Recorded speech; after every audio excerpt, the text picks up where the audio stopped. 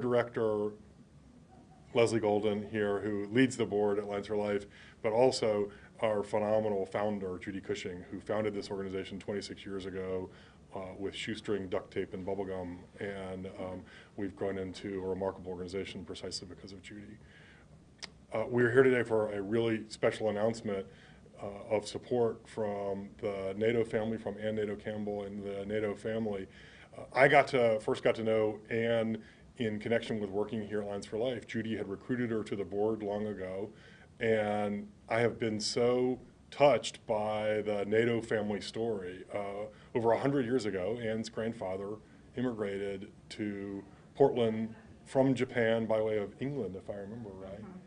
And ever since then, the Naito family has been working to make contributions to Portland and to Oregon more broadly, and have come to really shape our skyline in a very literal and figurative sense, from the cherry blossoms along the river to the buildings that define the Rose City. Today, with the remarkable gift that Anna will be making to Lines for Life, she will be leaving a legacy for the skyline of social change in Oregon, supporting an organization, Lines for Life, dedicated to promoting mental wellness at precisely the time when mental wellness has become a crisis in the United States. We are facing a twin crisis of suicide and addiction. We are working hard to serve people in Oregon, to get help to people, to connect with people, to help them find a positive way forward. And Ann's remarkable gift is going to ensure a legacy for that work and to ensure that we can continue the kind of innovation that has taken Lines for Life to the major status we have in Oregon as a leader in healthcare and mental health crisis intervention. You know, when I came on the board, Ann agreed to stay on the board and has been one of my closest advisors from the old guard, from the time when Judy was growing the organization from a very small state. In 2014, when I started here, we had revenues of about $1.6, $1.8 million. We served about 25, 30,000 people a year. Fast forward 5 years, and we'll top $8 million in revenues this year, and we'll serve well over 120,000 people with crisis intervention, with school-based prevention, with prevention work throughout the state. So I'm most humbled and honored to call Ann a friend and counselor, and we're very gracious. We're very appreciative of her gracious gift. Ann? Thank you, Dwight. Oh boy, I don't do this very well, and it's very intimidating, so bear with me. This gift comes after a lot of thought. I talked to Dwight about, Dwight, what would you think about $250,000 for an endowment? And they kicked into gear. And then I have to tell you where I'm coming from, and that is I have to speak some truth today. And my truth today is that I have experienced mental health issues in my own family. As you may know, my daughter had a sexual assault case that was tried, and 2 weeks ago, the judge ruled not guilty.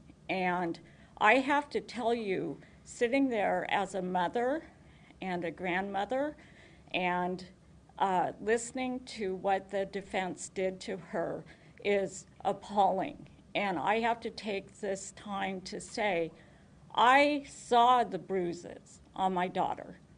I witnessed her PTSD. I saw it, and she did not want me or her son to testify. She wanted to protect us. So from that comes to today, and today is a glorious day.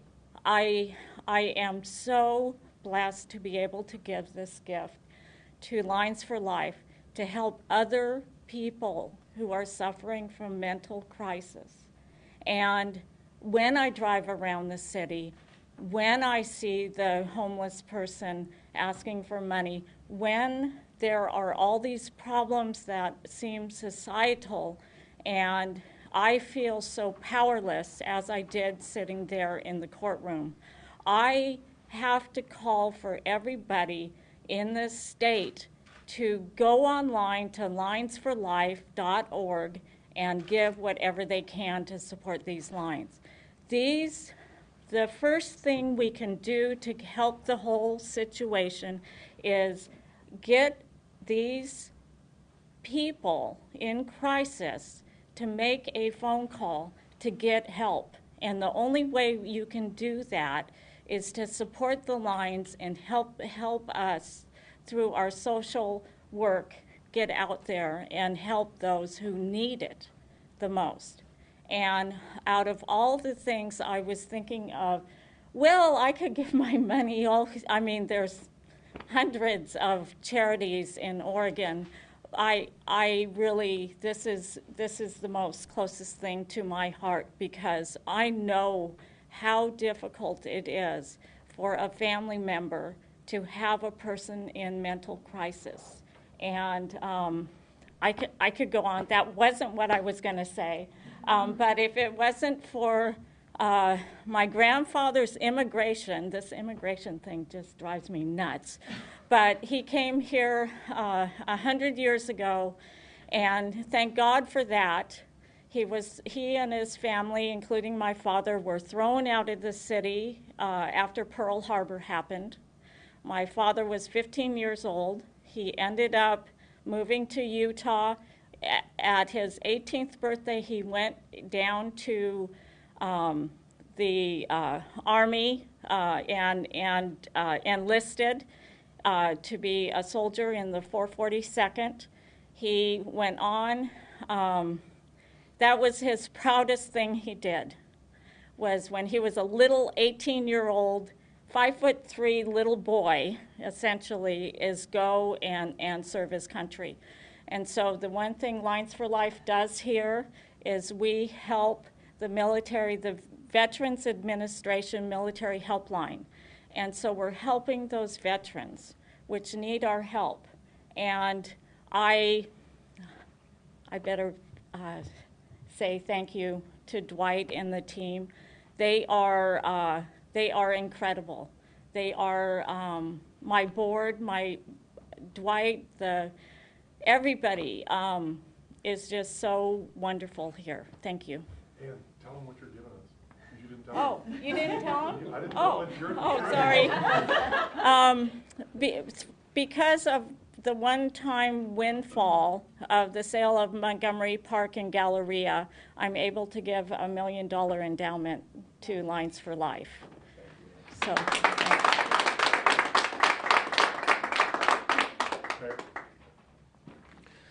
Well, thank you for that, Ann. We appreciate that, and if it makes you feel any better, it doesn't get any less intimidating, even with experience standing in front of the press. But I think it's important that we do it. I think it's important that we do it for a couple of times, for a couple of different reasons. Number one, I think it's very important that we give voice and exposure to Lines for Life, to let people know, particularly vulnerable people in our community, that there is this resource here, that there is an intervention opportunity, that there are people that you can speak to who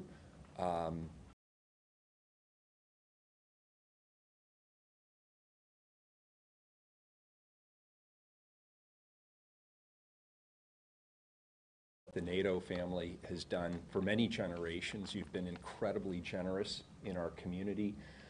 As Dwight had mentioned, you invest in infrastructure, you've helped shape our skyline, and you've also helped give resources and voice to good causes like Lines for Life. And so I want to acknowledge you and I want to thank you for that. Mental health affects everyone in this community in some shape or manner, and as Ann noted, we obviously have a crisis unfolding on our streets.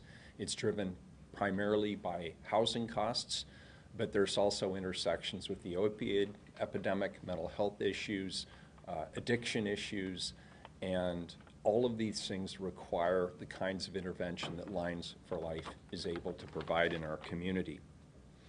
The crisis lines are open 24/7, 365 days a year.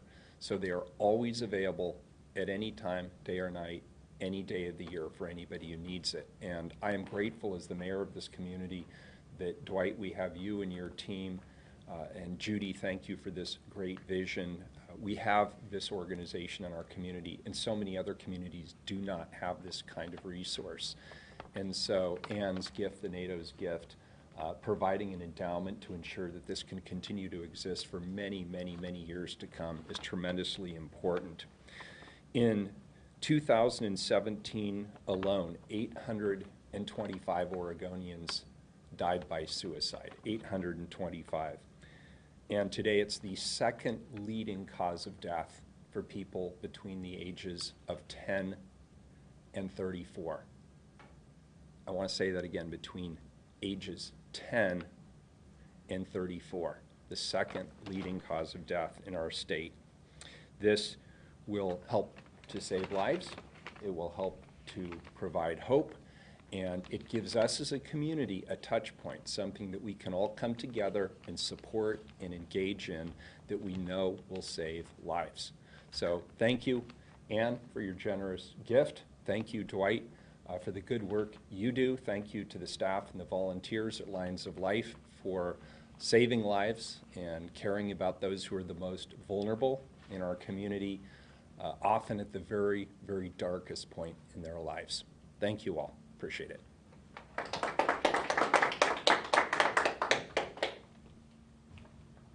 Thank you. Thank you, Dwight. Thank you, Ann. Thank you, Mayor. So I'm a Multnomah County Commissioner, represent District 1, and I'm also a practicing emergency room doctor. I come to the conversation about mental health care in our community from both of those perspectives, the policy perspective and also working on the front line. At Multnomah County, we support a spectrum of mental health services and supports, and we are so fortunate to have a partner in Lines for Life.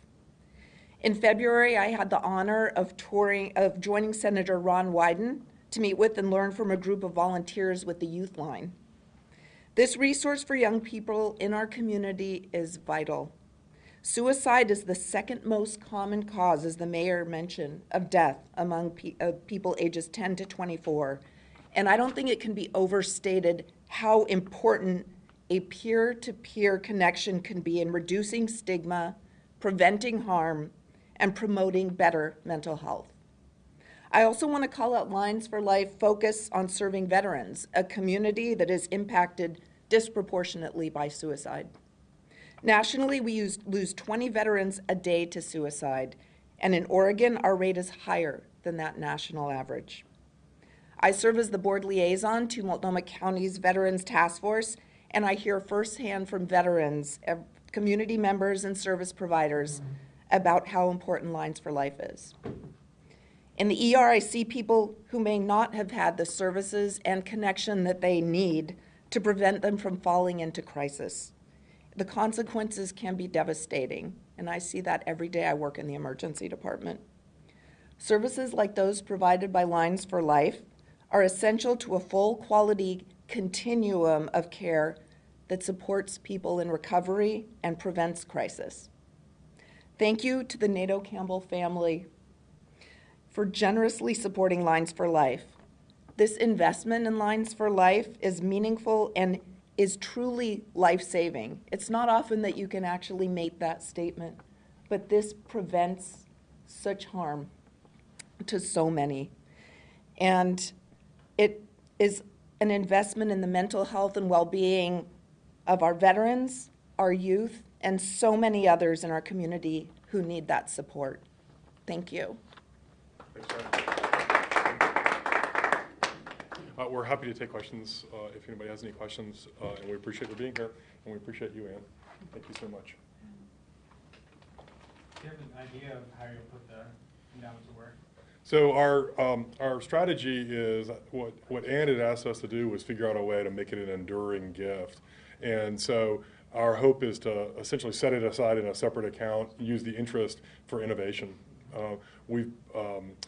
The innovative programs we've done here at Lines for Life, like the Youth Line, like the work we've done around opioids, have always been from funds raised, and it's an uncertain pot. To have a steady legacy fund that helps us plant those seeds of innovation will be remarkably important.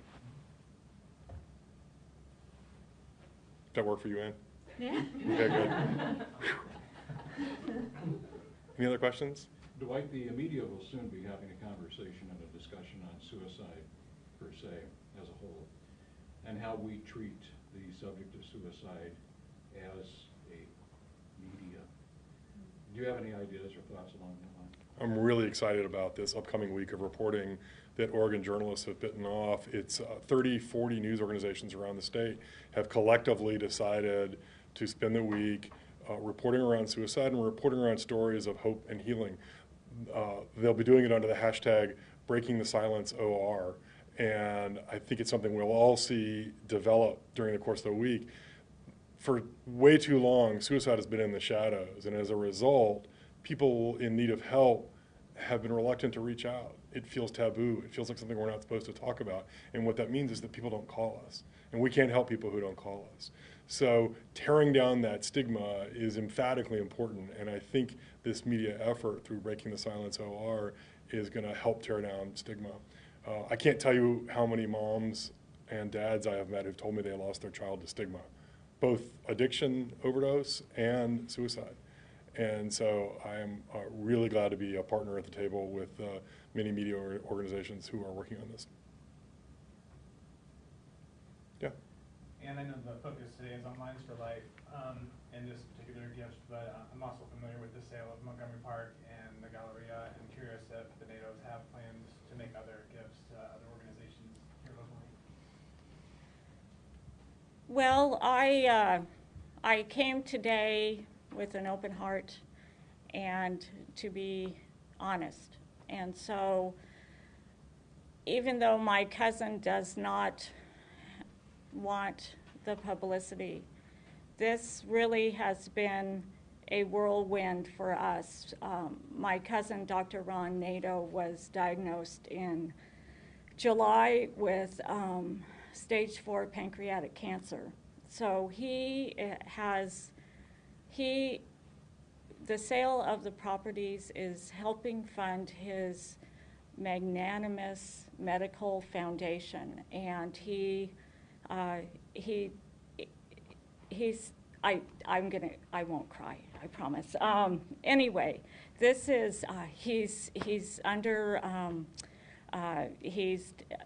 doing chemo and he's doing well, and it's just every day is a gift. And I hope that people learn from Lines for Life, or learn from your mother, your grandmother, your children, that every day is but a gift to each and every one of us. So his foundation will have some protections in it. So you have to get a letter to submit a request. So the foundation will act as kind of a distributor.